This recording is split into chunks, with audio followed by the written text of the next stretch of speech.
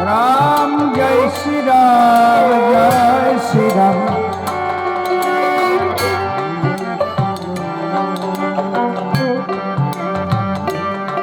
ত্রিজটা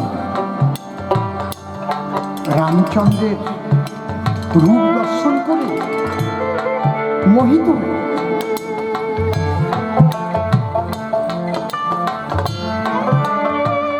মানুষ কি এত সুন্দর হয়?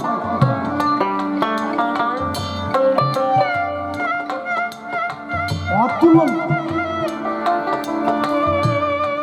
মনে হয় কোটি চন্দ্র এসে শ্রীরামের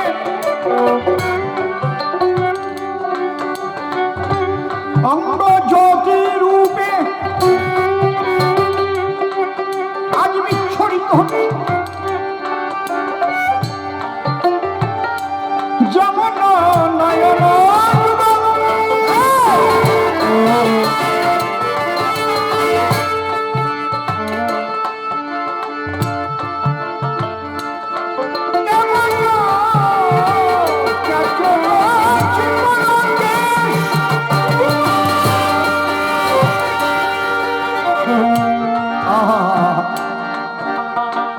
এমন রূপ মাধুরী যে দেখেছে সে পাগল হয়েছে। ওই রূপ দেখে সীতার কাছে ছুটে এসেছে। সীতা দেবী ডেকে বলে, তুই তোর ছল কি দেখে এসেছিস বল না আমায় বল। ত্রিজটা বলছি, আমি কি রূপ হেরিনি বলিতে নারিনি। ডুবিনু রূপের মাঝে সেই রূপের ছোঁয়া যেন হৃদয় রয়েছে হৃদয় মাঝে। সীতা, এই সীতা, তুই না যে রাম রাম বলে কাঁদিস না, তুই জানিস তোর রাম এসেছে, তোর রাম এসেছে, তোর রাম লঙ্কায় এসেছে। সত্য সারণ্য সঙ্গে করে লঙ্কায় এসে সেই সঙ্গে সব জয় শ্রীরাম, জয় শ্রীরাম বলে ভরে উঠছে।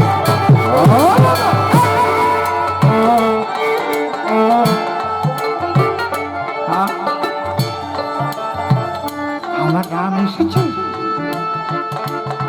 তুই খবরটা আগে দিলি। ত্রিজটা, তুই আমার কাছে যা চাইবি তাহা পাবি। আমার রামের খবর দিলি, তোর কি বাসনায় একবার তুই আমায় বুঝা বলি। ত্রিজটা ডেকে বলে, গো আমি যাহা চাইব তুমি তাহাই কি দেবে। দেবার আগে একটু তুমি দেখো একবার ভেবে। তুই যা চাবি তাই দেবো, কেননা তুই আমার প্রাণ প্রিয়তমের খবর এনে দিচ্ছিস। বলে তাই তিনবার বলো, আমি যা চাইবো তাই দেবে। বলে যা চাইবি তাই দেবো, যা চাইবি তাই দেবো, যা চাইবি তাই দেবো। বলে আর কিছু চাই না আমি, পুরাও মনস্কাম। আমাকে প্রতিরূপে দাও তোমার ওই শ্রীরাম। রামচন্দ্রকে প্রতিরূপে আমি পাই, এই আশীর্বাদ সীতায় আমি তোমার কাছে চাই। সীতা বলে, বলিস কি? আমি রামকে তোকে দিয়ে দেবো? বলে তুমি না বললে যা চাইবে তাই দেবে। সীতা বলছে, তুই আমাকে এইভাবে ত্রিসত্য অঙ্গীকারে বেঁধে ফেললি, মুখের বাক্য তো মিথ্যা করা যাবে না। তবে শোন, এ যুগে হবে না, তোর জন্মে হবে না। এই রাম কৃষ্ণ হয়ে তারপরে তুই যাবে, আর খুশি বুড়ি হয়ে গিয়ে তুই জন্ম নিবি ভবে। সেই কৃষ্ণ দিয়ে তোর মনোবাসনা সেদিন করিবে পূরণ, প্রতিরূপে সেদিন পাবি তোর জুড়াবে জীবন।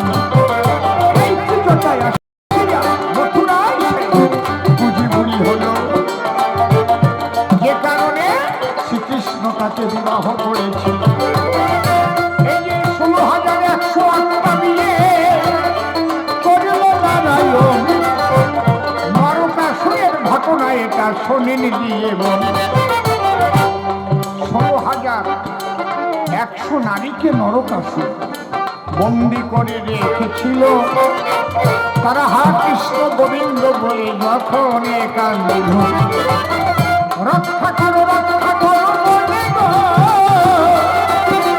তারা কান্নাকাটি করে তাদের উদ্ধার করেছিল সেই নরকাসুর বধ করে। ওই নারীগুলো বলেছিল, আমরা সমাজে যদি যাই আমাদের কেউ গ্রহণ করবে না, তুমি দাও চরণে ঠাই। শ্রীকৃষ্ণ তাদের ঠাই নিয়ে মর্যাদা করেছিল তার। এই বলে তাকে চরিত্রহীন বলো, কি বলো সভাস্থান। কৃষ্ণের মূলত 8টা বিয়ে বলি তোমার ধারে, আর 16,100 জনকে সেজ উদ্ধার করে। সেই উদ্ধার করা মহিষী জানে কৃষ্ণ চরণে আশ্রয় দেয়, কৃষ্ণ পিতে উলুধ্বনি দাও এ ধর্ম। হরিবল হরিবল। তাহলে কৃষ্ণ চিন্তা, কৃষ্ণ ধ্যান, মানুষের কল্যাণ হয়। পরিষ্কার জবাব দিয়ে গেলাম দাঁড়াইয়ে সভায়। আমি একা একা অনেকক্ষণ বলেছি, বাজে 8টার বেশি। এইবার সে কি বলুন, সভা বাজে আসি। সেইগুলো শোনার পরে আমার মনে আসে, ভাবো আমি আবার এসে সভা পাশে জবাব দিয়ে তারপরে যদি কৃষ্ণ নিন্দা আরো করে ভাই, তাহলে কিন্তু সহজে ওই চাষিকে ছাড়া নাই। শোনো একটা কথা বলি, রাধা কৃষ্ণের পূজা বিশ্ববাসী দেয়, ইসলাম কান্তিতেও তার মন্দির হয়ে যায়। যারা মুসলমান ধর্মের মানুষ তারাও রাধা কৃষ্ণ ভালোবাসে। এই আজে বাজে কথা বলবে না, সভ্য সভা বসে জানবার জন্য যদি কিছু থাকে দাম। আমি আবার সভায় এসে তার দেব সমাধান। যাক চলে বেশি মনে নাই প্রয়োজন, প্রথমবারের ভাব আমি করি সমাপন। আবার এই নিবেদন রাখলাম সবার পায়। কমিটি বসে আছে ওই কোনায়, আপনারা যাবার আগে যার যা মনে লয় একটু সহযোগিতা করে যাবেন দিয়ে ওই জায়গায়। কত টাকা কতভাবে হয়ে যাবে ব্যয়, টাকা করি বিষয়বাড়ির সাথে সাথে নয়। এইটুক সবার কাছে করি নিবেদন, সহযোগিতা করবেন ভক্তগণ। এরপর নির্মল সরকার সহায়তা আসবে, তার ভাবের কথাগুলো বুঝাইয়ে বলবে। সে এসে কোনভাবে যদি কোনো কথা বলে, কোনভাবে কথাবার্তা উঠাইয়ে তোলে, নতুন নতুন প্রশ্ন যদি আবার করে না, আমি এসে সবার পাশে দেব সমাধান। কেন বেশি কথায় আমি আর বলিবারে যাই, তবে বেশি বলে আমার আর প্রয়োজন নাই। প্রথমবারের ভাব আমার ক্ষান্ত হয়ে গেল। জয় জয় রাধা কৃষ্ণ প্রেমানন্দ হরি হরি।